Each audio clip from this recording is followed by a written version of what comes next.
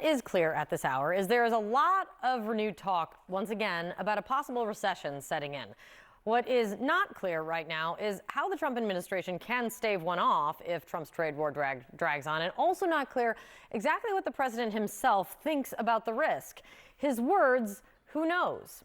Investors right now do not seem satisfied with that answer. U.S. stock futures are down this morning as we stand by for markets to open this hour. I want to play for you what Trump said about this.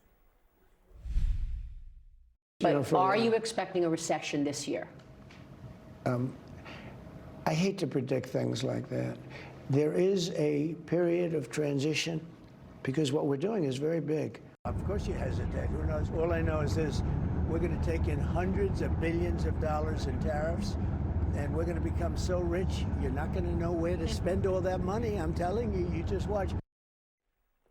One thing also to watch is that the president is injecting new and more uncertainty into the economy, now warning that tariffs against Mexico and Canada, quote, could go up. That is right after he pumped the brakes on some of those tariffs just last week. CNN's Elena Treen at the White House joining us right now. And Elena, I understand the president's top economic advisor just spoke. You're able to hear from him. What did he say? That's right. He said a lot of things, actually, and I was able to catch up with him, Kate, this morning here at the White House as well following that.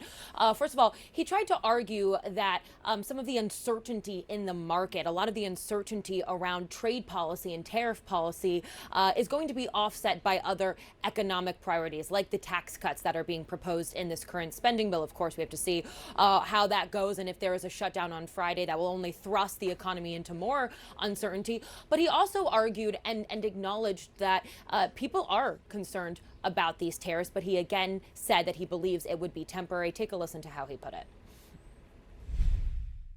People are anxious about future tariffs, and so they're stockpiling. And so that's a very, very temporary phenomenon. So that's very similar rhetoric, Kate, to what we've heard the president say. Look, I mean, it is very different from also the rhetoric I think that we're used to as someone who's covered the president over the past few years. He's often overly optimistic, uses a lot of hyperbole, but he's been very open about saying there is going to be some short-term disturbances because of these tariff policies. And I think the stop and start nature of it, of course, as well, the having them be imposed, then taking a 1 month pause, imposing them again, then giving some exceptions for another month and saying they're going to go into effect on April 2nd. All of that is kind of whiplash we are seeing affected in the stock market. But again, we heard the president say, don't pay too much attention to the stock market. He says that, he admires the way that China has a 100-year outlook. He thinks that the United States needs to be more long-term and allow for the markets and Americans really to be patient. But I did find it very striking that he twice did not rule out higher prices at a time when so many Americans are concerned about their wallets, about inflation, and then also, of course, wouldn't rule out a potential recession. Now, one thing that's very clear from all of this is that he's really testing, and I think the Trump administration overall is doing this, testing the resiliency of the economy. And again, trying to look really far ahead rather than in the short term. But all of that we're still seeing. In the meantime, the market's really reacting to this. As you mentioned, stock futures down, and a lot of people concerned about what that could mean. And economists as well warning that in the next 12 months, if we don't see things change, there could be a recession, or as many people are concerned about, stagflation as well, Kate. Yeah, Elena, thank you so much from the White House for us. Sarah? All right, with us now to discuss more, Democratic strategist and CNN political commentator Maria Cardona, and also former Republican strategist and pollster Lee Carter. Lee, first to you. Donald Trump inherited an economy that was, by almost all accounts, on the rise, but prices were still high. Just 2 months, as we're looking at this, just a month in, he's not ruling out a recession after his decision to put tariffs in place. So can you explain how this could be a good thing for the American people, Lee? Well, I think that there's a lot of people who do believe that the system is unfair. A lot of people out there believe that it shouldn't be that we're paying more tariffs on than our trading partners are. And a lot of people are willing to go the distance. Now, when you look at the polling on tariffs, they're not wildly popular. Only a third of Americans say that they're they unpopular. Support tariffs. Yeah. But on the other hand, you've got 43% of Americans who say they're not sure, and they're willing to take a moment to see what's going to happen. Many people support the idea of getting things back in balance and getting things fair, and fighting back a little bit. Now, How long are they willing to do that? I'm not so sure. The prices aren't coming down, and I know that's one of the number one mandates of this president. We're seeing his poll slip just a little bit, but I am seeing the American voters still saying they're willing to give him the benefit of doubt and see what he's going to do. Maria, the United Auto Workers Union's leadership says it supports Trump's tariffs because the free trade agreement did not create the jobs they argue in America. In fact, indeed, sucks jobs away from America. What did Democrats say to that argument? I think what Democrats are underscoring is the fact that this president ran on the economy. This president ran on bringing down inflation. This president ran on lowering the cost of groceries, gas, rent, and eggs on day one. Do you know what he posted this past weekend on his Truth Social, Sarah? He posted a message saying, "Shut up about the price of eggs." That's how much this president cares about the promises that he made to America's working families, to those exact voters who trusted him to take care about this number one issue. That's why you're seeing his poll numbers go down. That's why you're seeing that the majority of Americans don't think he's done enough to focus on inflation, the number one issue for them in the election, and the number one issue that they trusted him on. So all of this, I think, is going to come back and bite him politically, because it has been a huge betrayal of that one promise that he made to the American people. And what else are they seeing?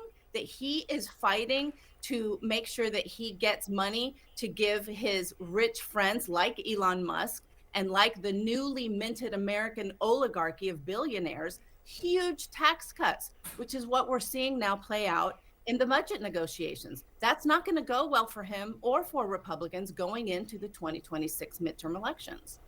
I do want to talk about the fact that Canada made up just 0.2% of fentanyl seizures at the U.S. border last year. But the White House economic advisor has time and again, Kevin Hassett, said that this is a drug war, not a trade war. Is this an honest argument, Lee? I think it's a very interesting reframe of the argument, because it's not just about Canada. We're also looking at Mexico. We're also looking at China, where there are significant issues with fentanyl. And many people had said there was no way that this was going to do anything on the fentanyl, and that this is impossible to implement. And yet already we're seeing a huge shift in behavior in Mexico. So I do believe that, while it's not fair in its totality because of what, as you described, Canada, I do think that it's a fair assessment of what they're trying to do when it goes back to China, when it comes to Mexico. And we're seeing the impact of that already. So why go after Canada, I guess, is the big question, who have been unequivocal in their fight against America. They literally can't believe that the people they thought were their closest allies and friends are now putting them in this position. I can't explain why he's decided to go after Canada. That was to Lee. Go ahead, Lee. Oh, I can't explain why he's going after Canada, but I don't think this is all about one issue. We're not just talking about fentanyl, and we're not just talking about one thing. We're talking about fair trade across the board. And I think that, in that issue, when it comes to Canada, there are some things that he's bringing up that many people will say are worth discussing. Is it fair to treat them the same way that we're treating some of the other trade partners, which really are causing huge problems for us? I don't think so. And I don't think it's popular with American people. And it's certainly causing friction when you look at polling how Canadians are viewing Americans. Maria, I want to talk about the shutdown that is 4 days away unless there is something passed. Republicans do or could go this alone. And we're hearing from John Fetterman saying, I am never going to vote for a government shutdown. What are Democrats going to do on all this? I think we need to wait and see what Democratic senators are going to do on this, Sarah, which I think is going to be where the real decision-making is going to have to be done. In the House, Republicans own it all. They can and should pass this House bill on their own because they did nothing to bring Democrats to the table to negotiate and to try to come up with a bipartisan compromise, which is what should happen from the appropriations process. And that's what Democratic senators are hoping will happen ultimately in the Senate. There is a bipartisan effort still going on for appropriators to actually do what their job is, which is to come together, figure out the appropriations, and go through the process that is what is supposed to happen. Now, with all due respect to Senator Fetterman, he talked about how he will not shut down the government. And I think that's a good idea to have, and that's a good effort to have. Democrats do not want to shut down the government. He said that he will never do this because he's not going to, put the House on fire. But with all due respect to him, the House is already on fire. And the arsonists are Donald Trump and Elon Musk because of what they have injected into the economy, the uncertainty, firing so many people all at once, making sure that the benefits of whatever it is, the cost savings are going to go to the richest people in America. That is not something that Democrats believe is worth fighting for. And in fact, Democrats are going to focus on the message that they're the ones who have the backs of America's working class and America's working families.